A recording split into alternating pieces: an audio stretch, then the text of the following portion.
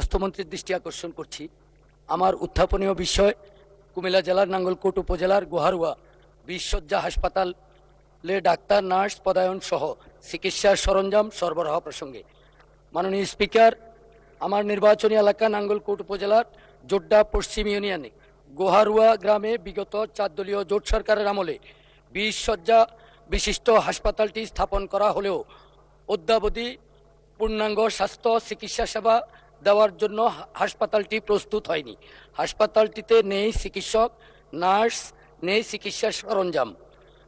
জনদাবির প্রেক্ষিতে ত্রয়োদশ জাতীয় সংসদ নির্বাচনের পূর্বে আমি জনগণকে প্রতিশ্রুতি দিয়েছি, আমি নির্বাচিত হলে 20 শয্যা হাসপাতালটি পূর্ণাঙ্গ স্বাস্থ্যসেবার জন্য চালু করা হবে। মাননীয় স্পিকার, ইতিমধ্যে হাসপাতালটি চিকিৎসা কার্যক্রমের উদ্যোগ গ্রহণ করেছি, কিন্তু প্রয়োজনীয় চিকিৎসা সরঞ্জাম এবং ডাক্তার, নার্স সংকট থাকার কারণে আশপাশের লাখ লাখ মানুষ স্বাস্থ্যসেবা থেকে বঞ্চিত হচ্ছে। কাগজে কলমে ডাক্তার, নার্সের পোস্টিং থাকলেও তারা হাসপাতালে আসেন না, কাজ করেন অন্য হাসপাতালে।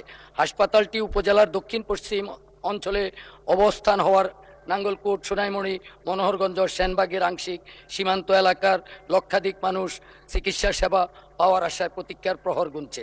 এমত অবস্থায় গোহারুয়া 20 শয্যা হাসপাতালে পূর্ণাঙ্গ চিকিৎসা সেবা চালু